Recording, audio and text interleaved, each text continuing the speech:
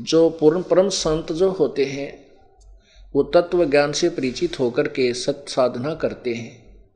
वो मांगते नहीं, भगवान उनकी व्यवस्था आगे से आगे स्वयं करते हैं। इस दास को सन 1994 में उपदेश देने का आदेश दिया था पूज्य गुरुदेव जी ने। उसके बाद इस दास ने पहले तो अपनी ही तनख्वाह से, यानी सर्विस करता था जेई की पोस्ट पे, अपने ही पैसे से जगह जगह जाकर के अपने किराए से आने जाने का सब व्यवस्था करते थे। पाठ करते थे, गांव गांव में जा कर के सारे जो पाठ के और बाकी जो स्पीकर वगैरह वो ले जाते थे अपने ही खर्चे से। फिर 1995 में दास ने ये अधिक सत्संग हो जाने से यही सोचा कि एक ही नौकरी हो सकती है। परमात्मा ने हमें बता दिया है कि कोट जन्म तन भरमत हो गए, कुछ ना हाथ लगा रे, कुकर सुकर खरबा बोरे, कौआ हंस बगारे। कोटि जन्म तू राजा की, ना मिटी न मन की आशा, भिक्षक होकर दर दर घूम लिया, मिला ना निर्गुण रासा। इंद्र कुबेर इसकी पदवी ब्रह्मा वृंदन मराया, और विष्णुनाथ के पुर को जाके फिर भी वापस आया। कहती फिर ये समझ में आ गया कि ये नौकरियां करके राजा भी रह लिए, हमारे नौकर भी बहुत रहा करते। और फिर ऐसे घसियारे बन गए, मुश्किल से नौकरी प्राप्त हुई, नौकरी मिलती तो भूखे मर जाते, कि तो मजदूरी करते। और कभी हम राजा रहे, इंद्र स्वर्ग के राजा भी रहे, तो यह तो बात कुछ भी नहीं हुई। फिर अब सोचा कि सच्चे सरकार की नौकरी करें, इस झूठी सरकार की नौकरी नहीं करते। आज मर जावा तड़के या किसी सरकार हमारे लिए तो कुछ भी कोई नहीं। तो वो सच्ची सरकार की नौकरी सिलेक्ट की, दास ने चुना। तो उससे लेकर आज तक नौकरी त्याग दी। फिर पैसे की व्यवस्था परमात्मा ने की, दास ने कभी किसी से एक ना पैसा नहीं मांगा आज तक। लेकिन इतनी प्रेरणा अवश्य दी है कि ये पुण्य करने से ये लाभ होगा जो परमात्मा ने बताया, से केवल उतना बताया। और आज आप देख रहे हो प्रभु की कृपा से सब व्यवस्था हो रही है। यहाँ फ्री भंडारा चल रहा है, फ्री मुफ्त उपदेश दिया जाता है। जो भी बुक परमात्मा के नाम के संबंधित वो भी मुफ्त दी जाती है। और आप देख रहे हो कितनी पुण्यात्मा प्रतिदिन 200, 400, 500 व्यक्ति तो हजारों की संख्या में तो डेली भोजन आहार करते हैं। और 10वें दिन समागम हो जाता है, क्योंकि वो परमात्मा अपनी प्यारी आत्माओं को पहले तो धन देता है, उनके 100 प्रकार के संकट निवारण करके फिर अंदर से प्रेरणा करता है, बेटा दान भी करना चाहिए। कहते हैं क्रय करावे साइया मन में लहर उठा, दादू सज्जर जीव के वो आप बगल हो जाए। तो यहाँ यही बताना चाहते हैं कि नट प्रेरणा का अंदर सासी मांग्या करम बठियारे, और जिसकी तारी लगे तत्व मोती दे तुधारे। जो पुण्यात्मा पहली बार सत्संग में आते हैं वो बिल्कुल जो दुखी हैं, उनके पुण्य समाप्त हो चुके होते हैं। उनको आते ही परमात्मा पंदी छोड़ अपने कोटे से कुछ राहत ऐसी देता है कि वो सोच भी नहीं सकता, इतना सुख दे देता है। फिर उसको प्रेरित किया जाता है कि बेटा अब अपने पैरों पर खड़ा हो, अपना दान पुण्य शुरू कर, ताकि तेरे उसके प्रतिफल में 1000 गुना करके भगवान आपको देगा। तो उसी व्यवस्था से फिर आपके ठाठ कर देता है भगवान। जैसे गीता जी में अध्याय नंबर 3 के श्लोक 10 से 15 में स्पष्ट किया है कि जो भगवान के द्वारा दिया हुआ जो संस्कार में आपको धन है, उसमें से कोई दान नहीं करता, वो तो चोर बताया है। और जो केवल दान ना करके, यज्ञ नहीं करते, अनुष्ठान ना करके केवल पेट भरने के लिए अच्छा बढ़िया पकवान, हलवे, पूरी, खीर बना बना खाते हैं, वो तो पाप ही खाते हैं। इस प्रकार फिर पुण्यात्मा अपने आप प्रभु के चरणों में दान करते हैं। फिर उस दान से आपको कितना लाभ होता है आप देख रहे हो। यहाँ पर सदा व्रत चल रहा है प्रभु कबीर जी की कृपा से। परमात्मा कबीर जी आपको अपने कोटे से धन देता है, क्योंकि इस 21 ब्रह्मांड का मालिकों का इतना ब्योत नहीं है। जैसे हरियाणा में एक बार फ्लड आ गई थी, बाढ़ आई थी, उसमें उस समय 900 करोड़ का नुकसान हो गया था। जो कि सरकार ने देना तय किया था। लेकिन हरियाणा सरकार का ब्योंत नहीं था कि उस अक्षति को पूरी कर दे। उस समय सरकार का कुल 600 करोड़ का बजट था जो सारे वर्ष में उसने खर्च करना था, और 9 करोड़ अक्षति होगी केवल बाढ़ से। तो सेंटर से वो ऐड मिली थी 900 करोड़, क्योंकि सेंटर इतनी समर्थ है, वहां से वो धन आया तो उनकी अक्षति पूर्ति हुई थी। तो पुण्य तो जैसे कि सरकार के पास तो उसका सीमित, हरियाणा सरकार के पास सीमित धन है, इससे ज्यादा कमबत्ती नहीं किया जा सकता, वो कर ही नहीं सकते, उनका सारा बजट डामाडोल हो जाए। तो सेंटर की में वो समर्थता है कि उसने 900 करोड़ पैसा यहाँ दिया और जनसाधारण तक वो पहुंचा दिएगा। जिसके कोई भैंस मर गई थी, किसी का मकान गिर गया था, ट्यूबवेल खराब हो गया था, उनके पैसे दिए गए, मुआवजा दिया। तो ऐसे ही जो आपको इस नाम के माध्यम से जो सुख मिल रहा है, ये सतलोक से आ रहा है। यहाँ पर इस 21 और इस ब्रह्मांड के अंदर तो सीमित है इनका बजट, वो परमात्मा आपको दे रहा अपनी तरफ से।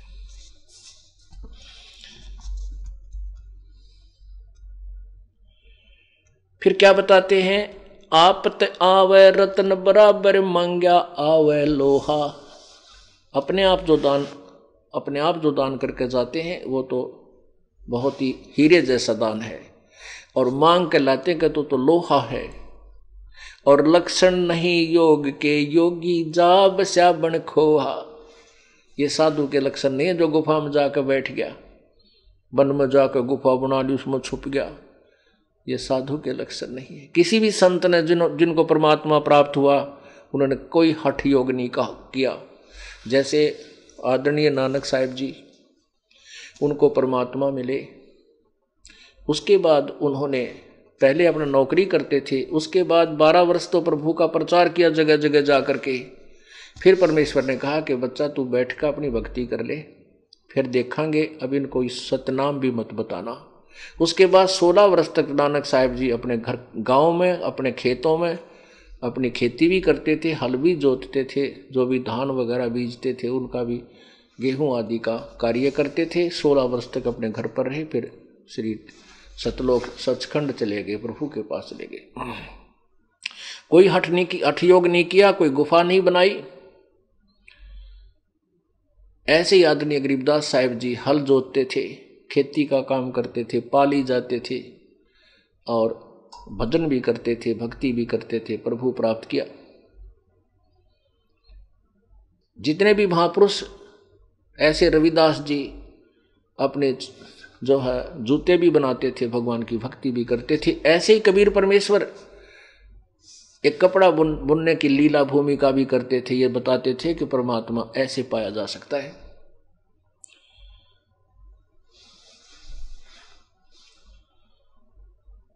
आपत आवे रतन बराबर मांग्या आवे लोहा। लक्षण नहीं योग के योगी जा बस्या बन खोहा। खोहा माने गुफा में, वन में जाके, कभी साधु के लक्षण नहीं है। मोक्ष मुक्ति को मुंड मुंडाया रहा वार का वारे। अपना प्राण सथिर ने कीन्या अब किसको पार उतारे। तेरा अपना तो मोक्ष हो नहीं सकता, रोड 50, 100, 200, 400 तो पीछे लगा रहा फेले बना के, इनको पार कैसे करेगा नालायक।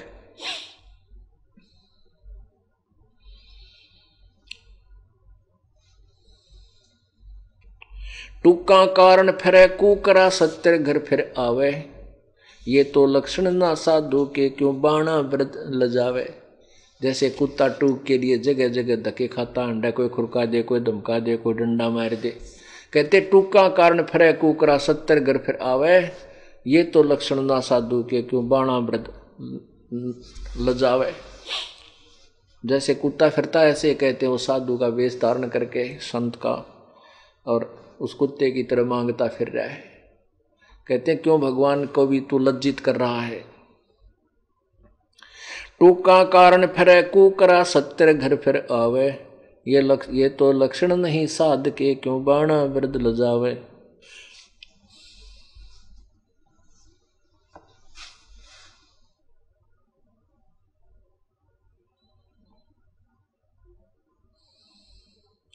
जिनका आत्मज्ञान नहीं सो मांगे रे भाई।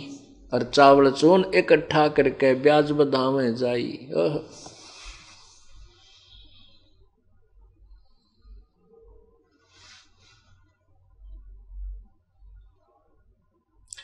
जिनके आत्मज्ञान नहीं वह मांगे रे भाई, और चावल चोन इकट्ठा करके उसने बेच के फिर ब्याज पर रुपये दे दे, पाप के बागी। ओए होए। जिनको आत्मज्ञान नहीं है वो मांगे रे भाई, चावल चोन इकट्ठा करके ब्याज बदावे जाई।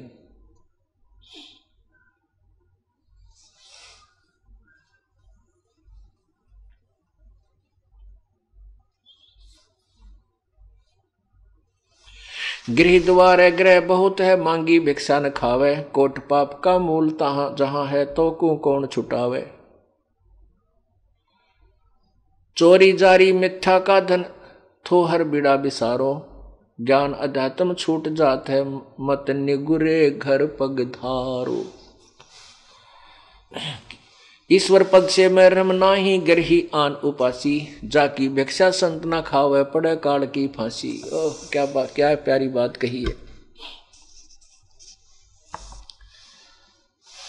क्या बताते हैं, ईश्वर पद से परमेश्वर पद से मरहम नाही। पूर्ण परमात्मा की भक्ति तो कोई करते नहीं, जो करते नहीं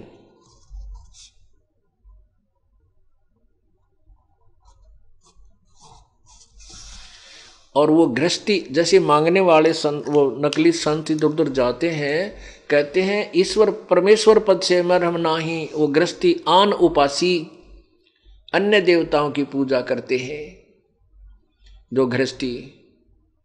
और जाकी भिक्षा संत न खावे, पड़े काल की फांसी, उसकी तो भिक्षा भी संत न नहीं खानी चाहिए, वो काल की फांसी डल जाएगी, अर्थात काल के जाल में रहेगा।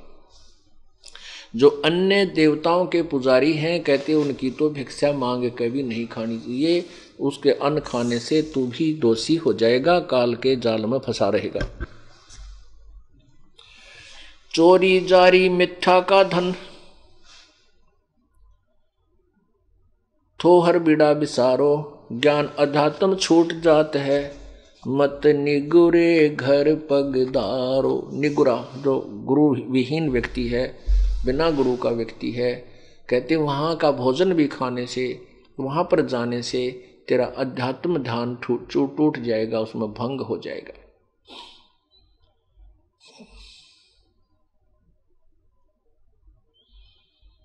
नट पेरना कांजर सासी, ब्राह्मण बुरा कहावे, डूम भाट बेसा सासी का पैसा जाके आवे। डूम भाट और वैसा सासी का पैसा जाके आवे, बिन ही बूझे जावे नरक में, नीच धान जो खावे। नीच धान, नीच धान का अर्थ ये नहीं है कि छोटी जाति वाले का, नहीं। नीच धान छोटी जाति वाले की अन्न के विषय में नहीं कहा, जो बुरे कर्म करने वाला, कोई शिकारी है, कोई डोम भाट वेश्या सांसी आदि जो बुरे कर्म करके किसी दूसरे कर्मों से पैसा कमाते हैं, उसके खाने से, उस नीच धान को खाने से, उस गंदे अन्न को खाने से नरक में जाता है वो प्राणी खाने वाला। नट पेरना कांजर सासी, ब्राह्मण बुरा कहावे, कसाई डाकोत बराबर, सब बढ़िया कह जावे। कहते हैं नट पेरना कांजर सासी, और ब्राह्मण बुरा कहावे। कौन ब्राह्मण? जो ब्राह्मण तो बुरा होता ही नहीं, लेकिन अब ब्राह्मण की फीत ला करके ये नकली काम करते हैं, इनको ब्राह्मण बोलना ही पड़ता है। ब्राह्मण सोए जो ब्रह्म पहचाने। ब्राह्मण तो हमारे सतगुरुदेव थे, गुरु जी महाराज स्वामी रामानंद जी, बड़े पैतावास, जिला भिवानी, दादरी के पास बड़ा पैतावास गांव के, वो वास्तव ब्राह्मण थे, क्योंकि उन्होंने परमात्मा पहचान लिया था। और ब्राह्मण थे मेरे दादा गुरुजी, जो छावला गांव दिल्ली में है, वहां के वैसे किसान परिवार से जन्म था, जाट घर में जन्म था, लेकिन उन्होंने परमात्मा की महिमा से वो परिचित हो गए थे और 4 विषय के आचार्य बन गए थे, तो उनको पंडित चिदानंद नाम से जाना जाता है। पंडित ब्राह्मण, ब्राह्मण वही होता है जो परमात्मा से परिचित हो जाए वैसे विद्वान पुरुष को भी पंडित कहते हैं। तो ऐसे कहते हैं कि नट पेरना कांजर सासी ब्राह्मण बुरा कहावे, कैसे कसाई डाकोत बराबर सब बढ़िया के आवे। जो डाकोत हैं कहते वो कसाई के तुल्य हैं। नरे इधर उधर के अट्टे बट्टे मार के तो पैसे और गेहूं चने चावल चून आदि ले जावे और उन्हें बेच के फिर बढ़िया के ब्याज में उनको पैसे दे दे, ब्याज में दे दे।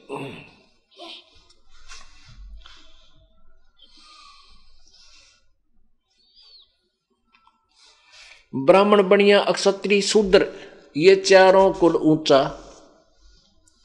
अब देखो परमात्मा की महिमा कितना निर्मल ज्ञान है। ब्राह्मण बनिया अक्षत्रिय शूद्र ये चारों कुल ऊंचा। इनमें शूद्र को नीच नहीं कहा प्रभु ने, क्योंकि ये तो केवल एक कर्म है। आप अपना कर्म जो हमारे जो कर्म विभाजित किए गए हैं उन कर्मों के आधार पर उसमें कोई छोटा बड़ा नहीं होता। अब जैसे एक मुख है, अपने शरीर का अंग है, हाथ हैं और पैर हैं, पेट है, ये हैं तो अपने ही अंग। इनमें पैर नीचे हैं तो क्या ये पैर हमें लेकर चलते हैं, पैर जमीन पर रखे हैं, क्या ये नीचे हैं? ये बुरे नहीं है, ये ऊंचे हैं, अच्छे हैं। ऊंचा माने अच्छा। और जैसे हमारा जो विसर्जन पॉइंट है यानी गुदा है, हम जब टट्टी जाते हैं, पेशाब करते हैं, क्या वो नीचे अंग है? क्या वो बुरे हैं? नहीं, अंग बुरे नहीं। जैसे हमारे कहीं पर भी कोई दर्द हो जाता है, यदि कैंसर हो जावे गुदा में तो क्या ट्रीटमेंट नहीं कराओगे? जान निकल जा, कलजा पट पट आवे, एक जैसा ही दुख होगा, क्योंकि वहां से भी हमें जान जाएगी। तो ऐसे ही ये चारों जो वर्ण हैं ये एक ही अंग है, इसमें ऊंचा नीचा कुछ नहीं। इनके कर्म विभाजित हैं, वो अपने कर्म को सही, वो आवश्यक हैं और वो सही हैं, ऊंचे कर्म हैं वो। यदि किसी के टट्टी का बंदा पड़ जाए किल की मारे, बता क्या गुदा बुरी है? तो ऐसे ही और एक महीने 10 दिन यदि बाजार में ये स्वीपर झाड़ू ना मारे या वो नाले साफ ना करें, किलकी पाट जाए, सारा शहर गांव छोड़ के घर छोड़ के भाग जाए। तो ये नहीं कहना कि ये नीचे नहीं है, ये बुरे नहीं है, ये हमारा सब एक समाज अंग है। ऐसे ही परमात्मा ने समझाने की चेष्टा की है कि ब्राह्मण बनिया अक्षत्रिय शूद्र ये चारों कुल ऊंचा, और निग्रह द्वारा न जावे योगी जो जत इंद्री सूचा। जो निग्रह इन चारों कुलों में यदि कोई गुरु विहीन है, जिसका सदगुरु नहीं है और वो भगवान भक्ति नहीं करता है, इनके द्वार पर मंगन भी ना जाइए, चाहे वह कितने ऊंचे हैं, कितने अच्छे हैं। क्योंकि जो परमात्मा की भक्ति नहीं करता, मनुष्य जीवन पाकर, वह पहला दोषी है, भयंकर अपराधी है वो। और यदि कोई साधना भी करता है और पूर्ण संत से नाम नकली गुरु से, जिसने गुरु नहीं बना रखा और भक्ति करता, वो भी अपराधी है। और जिसने गुरु नकली झूठे बना रखे वो भी महाअपराधी है। अर्थात भक्ति जो करते हैं वो गुरु बनाकर करें तो फिर कोई दोष नहीं। वहां जाने से, खाना खाने से के उद्देश्य से वहां किसी कारण से आप रुक जाओ किसी के घर में और खाना खाना पड़ जावे तो वो दोषी नहीं है। अब यहाँ पर आपके मन में बड़ी शंका आ जाएंगी कि हमारे तो रिश्तेदार भी नाम ना ले रहे हैं और भी कोई नाम नहीं ले रखा, हम तो मर गए ना। ऐसा कुछ नहीं। जैसे आप रिश्तेदारी में जाते हो या किसी कारण से रास्ते चलते किसी के घर रुक जाते हो तो आपको परमात्मा ने, क्योंकि आपका उद्देश्य केवल वहाँ पेट भरने का नहीं है, आपका उद्देश्य किसी कामवश वहाँ गए हो और वहाँ रुकना भी पड़ जाता, खाना खाइए उनके, लेकिन खाद्य पदार्थ खाइए, अखाद्य ना खाइए। जो साधारण भोजन खाइए, वेज खाइए, यानी वैष्णव भोजन खाइए। और फिर परमात्मा ने आपको मंत्र दे रखा है, उसका जाप कीजिए और अन्न देव की आरती दे रखी है, वह आरती कीजिए। आरती अन्न देव तुम्हारी जा से काया पड़े हमारी, रोटी आदर रोटी अंत रोटी ही को गाँव संत, रोटी मध्य सबसे साथ। ऐसे हम प्रतिदिन खाना खाने के बाद आरती करते हैं। तो उससे क्या होगा कि आपका तो दोष नहीं और आपके द्वारा वहां खाना खाने से उसको लाभ मिलेगा, क्योंकि एक संत को भोजन करा दिया।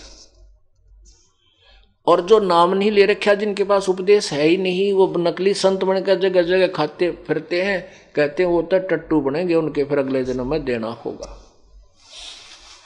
ऐसे इस तत्व ज्ञान के आधार से आपने अपने भक्ति मार्ग को बचा के रखना है और अपनी क्रिया को भी सुचारू बनाना है।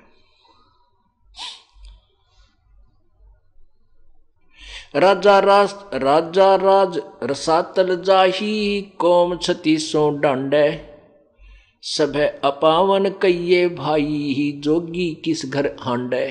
वो नकली योगी कहते तू किसके घर पर जागा। अब राजा के दरबार में गया, वहां से इतने मान ले 100 200 1000 2000 रुपये मिल गए, वो तो पाप, घोर पाप। किस लिए बताया है कि राजा राज रसातल जाही, राजा नरक में जाता है जो भक्ति नहीं करता, यथार्थ भक्ति नहीं करता, पूरे संत से नाम लेकर नहीं करता। क्यों जाता है कि कौम 36 डांडे, यानी 36 जाति के लोगों को वो दंडित करता है, उन पर टैक्स लगाता है, चाहे कोई भूखा है, कोई प्यासा है, कोई रंक है, चाहे अमीर है, 2 नंबर का काम करता है, तो उस पैसे से वो राजा अपना राज चलाता है। तो कहते सभी अपावन कहिए भाई, योगी किस दर हांडे। सिंपल लैंग्वेज हरियाणे की, मैं ये तत्व ज्ञान यानी सब संवेद आपको परमात्मा कबीर जी की आज्ञा से गरीबदास जी ने फरमाया, बताया, लिखवाया है। कहते सभी अपावन, पावन माने पवित्र, अपावन अपवित्र है सभी ये जो सतभक्ति नहीं करते या अन्य तरीके से धन एकत्रित करते हैं। तो कहते हैं ये योगी साधु जो नकली हंडा, यो किसके द्वार पर जाएगा। हंडा माने घूमे, मांगता फिरे, हंडना माने फिरना। तो योगी किस दर हंडा, किसके द्वार पर जावे। जो मांगे सो बड़ुआ कहिए, दर दर फिरे अज्ञानी, योगी योग संपूर्ण जिसका जो मांग ना पीवे पानी। कहते हैं जो मांगे सो बड़ुआ कहिए, वो संत नहीं जो मांगता फिरे, जो दर दर फिरे अज्ञानी, और योगी योग संपूर्ण जिसका जो मांग ना पीवे पानी। पुण्यात्माओं, परमात्मा प्रभु अभिमान नहीं करता ये दास, लेकिन इतना मुझे विश्वास अवश्य है कि मुझ दास का योग पूर्ण है। योग पूर्ण जिस पर होता है उस पर प्रभु प्रसन्न होता है। अब प्रभु की कृपा से परमात्मा की प्यारी आत्मा यहाँ सेवक बहुत रहते हैं, और जब भी किसी खाने की या पीने की आवश्यकता होती है, बच्चे तुरंत भागे आते हैं, गुरुजी किस चीज़ की आवश्यकता है, चाय पीनी है या जल पीना है। दास को चारपाई से नीचे कदम भी नहीं रखने देते। तो वो इनसे ये भी सिद्ध होता प्रभु का, अपने अपने हम पैरा अपने थर्मामीटर से अपना अपना तापमान नाप ले सकते हैं परमात्मा की वाणी से। क्या कहते हैं, जो मांगे सो भड़ुआ कहिए, दर दर फिरे अज्ञानी। योगी माने साधक, योगी योग संपूर्ण जिसका जो मांग ना पीवे पानी, यानी उसको पानी भी मांगने की आवश्यकता ना पड़े, आगे तैयार खड़े पाओ बच्चे सेवक। तो ऐसा ये तरीका बताते हैं।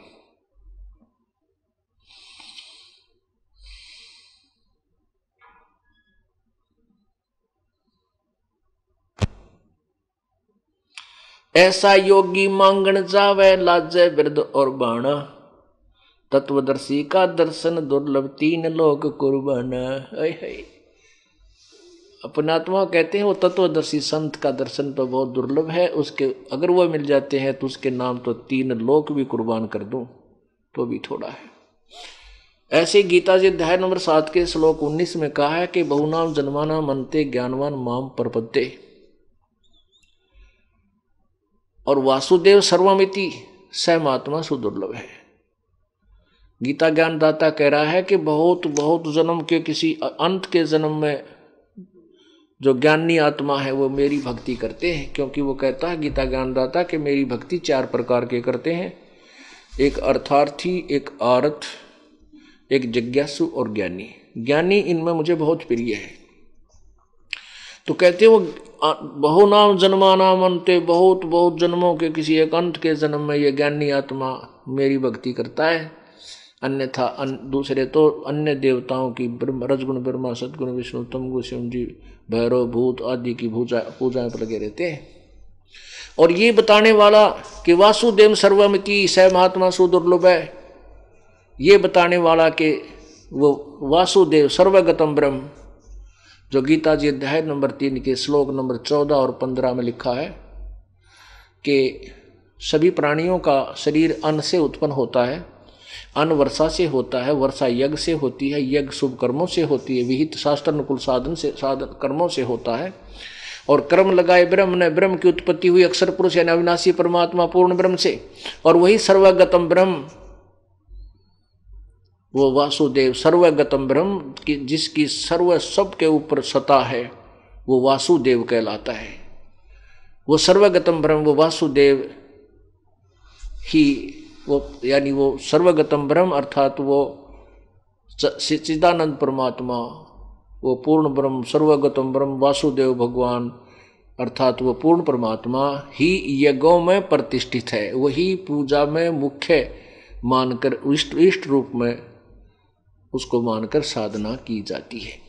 तो इसी प्रकार गीता जी अध्याय नंबर 7 के श्लोक 19 में कहा है कि वासुदेव सर्वमिति, यानी वो पूर्ण परमात्मा सर्वगतम ब्रह्म ही, परम अक्षर ब्रह्म ही सब कुछ है, वही पूजा के योग्य है, वही मोक्षदायक है, वही पाप विनाशक है, वही काल के जाल से छुड़वाने वाला बंदी छोड़ है, वही पूजा के योग्य है और नहीं। ये बताने वाला संत तो बड़ी मुश्किल से मिलेगा, सुदुर्लभ है, बहुत ही मुश्किल से उपलब्ध होगा। इसी का प्रमाण इस शवसम वेद में कहा है, कोट्योम तत्व भेद कोई ना कह रे झूम करा, यो पैसे ऊपर नाच सुनो राई झूम करा, कोट्यों मध्य कोई नहीं रे झूम करा, अरबों में कोई गर्क सुनो राई झूम करा। कहते तत्व ज्ञान कोई नहीं कहता, ना उनको पता, ये तो पैसे ऊपर नाच, पैसे के ऊपर खेल बनाया बैठे हैं ये नकली संत। और करोड़ संतों में कोई नहीं मिलेगा तुझे तत्वदर्शी, अरबों में कोई गर्क मिलेगा, अरबों में। पुण्यात्माओं, एक गांव में अगर 20,000 की आबादी है, उसमें 5,000 गुरु पाओगे।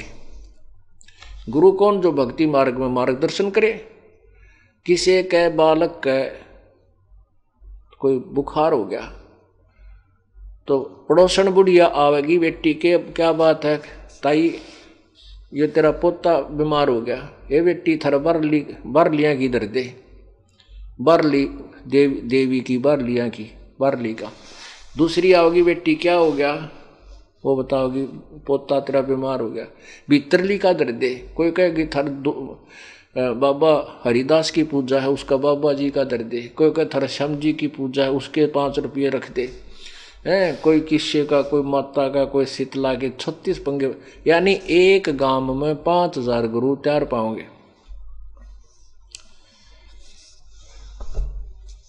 और पूरे विश्व में देख ले कितने गुरु हो गए। तो परमात्मा कहते हैं करोड़ संतों में तो कोई पावे को नहीं, अरब इन गुरुओं में, अरब में एक संत मिलेगा, अरबों में कोई गर्क। जैसे इस दास के इस ज्ञान को सुन करके नकली गुरु भी पनप सकते हैं, लेकिन उनके पास ना भक्ति है, ना यथार्थ भक्ति मार्ग है, उनको आदेश नहीं है, इसलिए वो आप भी नरक में जाएंगे और उनको शिष्यों को भी नरक ले जाएंगे। क्योंकि एक समय में एक ही संत होता है, दूसरा नहीं होता। ये शुरू से ऐसा नियम प्रभु का बनाया हुआ, क्योंकि कबीर परमेश्वर स्वयं जब आए थे अकेले ही तत्वदर्शी संत और गुरु थे। 64 लाख शिष्य उनके हुए थे, उन्होंने किसी भी अन्य संत को अपना उत्तराधिकारी नहीं बनाया कि तू नाम दे दिए, मेरे रहते तू भी नाम दिया कर। नहीं तो 64 लाख तो बहुत हो जाते। उस समय तो कोई ऐसा कन्वेंस भी नहीं था, ना कोई ऐसा ब्रॉडकास्ट का साधन था, लेकिन वो समर्थ थे। एक एक दिन में हजारों स्थानों पर स्वयं प्रकट होकर के जनता को लाभ दिया करते थे। तो कोई गुरु और नहीं, दूसरे को नाम देने का आदेश अपने समय में नहीं दिया। तो ये नकली संत भी मान लीजिए कोई पनप जाएगा, लेकिन वो गर्क नहीं होंगे। गर्क माने जिसको आदेश भी नाम देने का, उसके पास नाम भी पूरे हों, और तत्व ज्ञान से परिपूर्ण हो। ऐसा तो कहते अरबों में तुझे संत मिलेगा, अरबों में।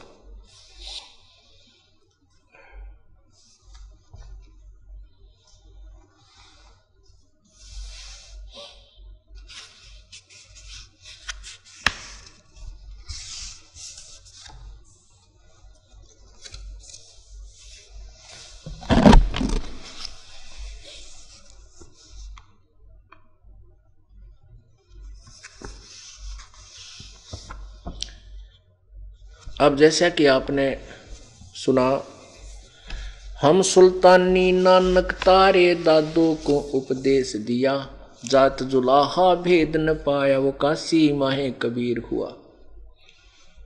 पुण्यात्मा, अब परमात्मा के जो साक्षी संत हैं उनके विषय में आपको जानकारी दी जाएगी। अब पहले आपको ये सिद्ध किया जाएगा कि परमात्मा साकार है व निराकार, क्योंकि हम परमात्मा की परिभाषा से भी परिचित नहीं हैं।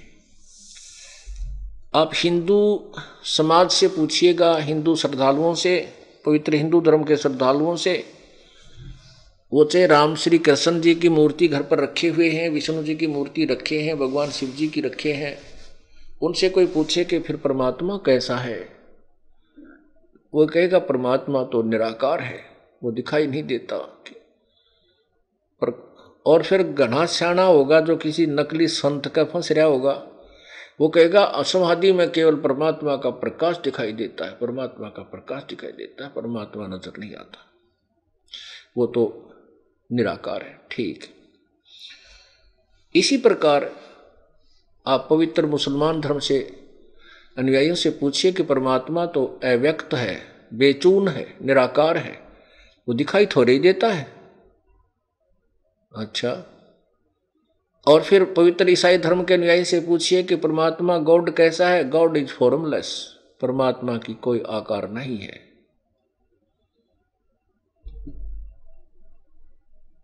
और सिख धर्म के अनुयायी, पवित्र सिख धर्म के अनुयायी से पूछिएगा,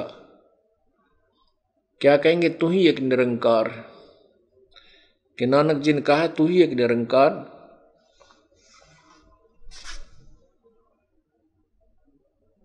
अर्थात परमात्मा निराकार है। अब आपको आपके समक्ष वह सभी प्रमाण दिए जाएंगे कि परमात्मा साकार है और मनुष्य सदृश है। पहले आपको ईसाई धर्म का पवित्र शास्त्र बाइबल दिखाते हैं, और बाइबल में परमात्मा साकार मनुष्य जैसा है, और एक नहीं अनेक भगवान वो स्वयं कहते हैं। क्योंकि जैसे समझन का अंतर रह जाता है, बाकी ज्ञान लगभग एक जैसा ही दिया जाता है, लेकिन बाद में कुछ एक अन्य भी जो ज्ञान उसमें प्रवेश कर दिए जाते हैं सदशास्त्रों समय आने पर। अब क्या है कि जैसे पूरा ईसाई धर्म लगभग इंडिया का मेरे ख्याल में 1/3 भाग तो होगा ही होगा, और 2/3 कह दें तो भी कोई कम नहीं, क्योंकि इतने ईसाई कंट्रीज हैं। अब वो कहते हैं उनको ज्ञान, अब उनके पास अपने पवित्र बाइबल का ज्ञान भी नहीं पहुंचा, केवल दंत कथा लोक वेद से कहते हैं परमात्मा निराकार है, वो दिखाई थोड़ा ही देता है। अब आपको पवित्र बाइबल में दिखाते हैं परमात्मा कैसा है।